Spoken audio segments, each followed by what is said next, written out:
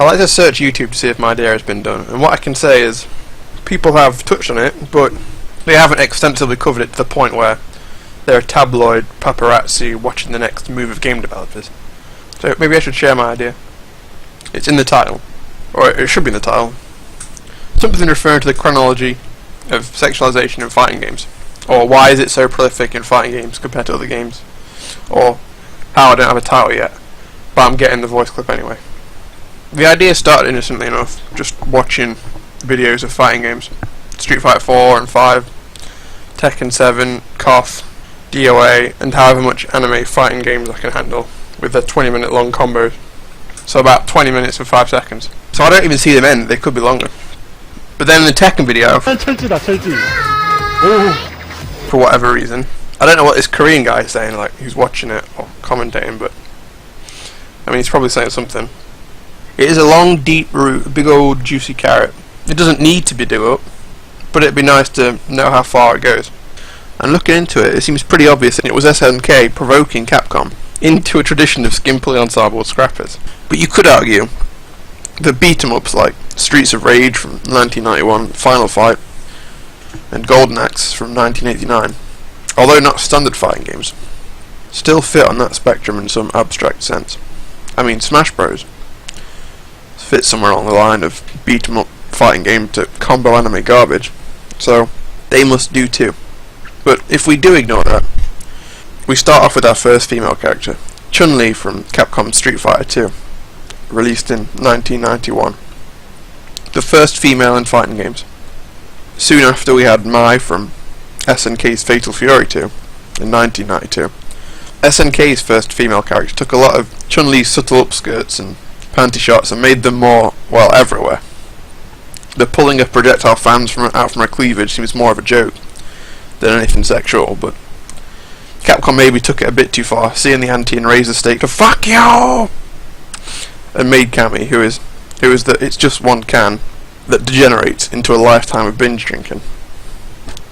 Other characters over those 5 or 6 years of games include Mortal Kombat, or the female characters include Sonya Blade from Mortal Kombat in 1992, Melina and Katana from Mortal Kombat 2 in 1993, Pai and Sarah from Virtua Fighter, and Nakaruru from Samurai Shodown. Tekken had Nina, Kunimitsu, Anna, Michelle. KOF had Yuri, King, 1994, Darkstalkers, Capcom's second fighting game, released Felicia and Morrigan. And the list goes on. By the time of 1995, Capcom had released 3 fighting games if you don't include all the SF2 recycles. If you do, it puts them up to 6 or 7. SNK had released, I think 3 or 4 as well, if you don't include, or original IPs, if you don't include the sequels. In a lot of the games, for a lot of the characters, there isn't much intent of sexualization. Some like Virtua Fighter, you'd struggle with that one hell of an imagination. But even more obvious ones like Mai's bounce and Anna's flirty wind pose pale in comparison to Capcom's choices. But saying all that, it doesn't really matter, no damage can be done.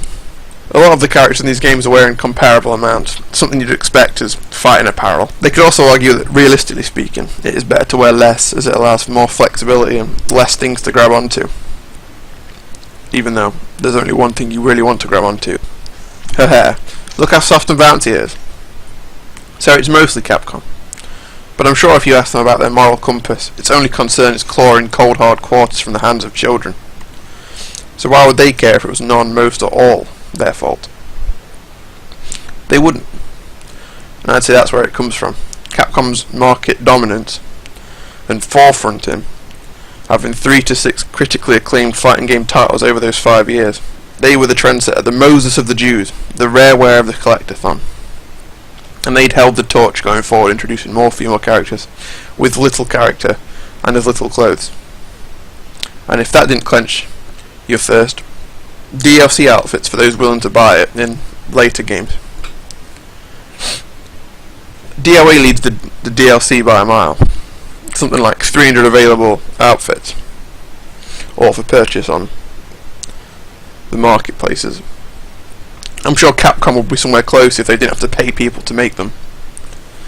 Sometimes the sexualization comes off as a bit cheesy or desperate, when in the case of DLC bikinis or a new character whose entire character design seems to be another skin colour and something skimpy.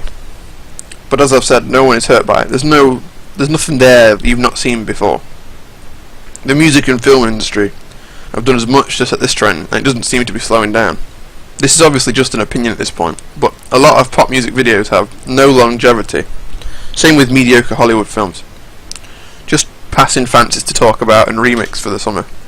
But these characters carry a legacy with them. A lot of them have been around for 20, nearly 30 years or so.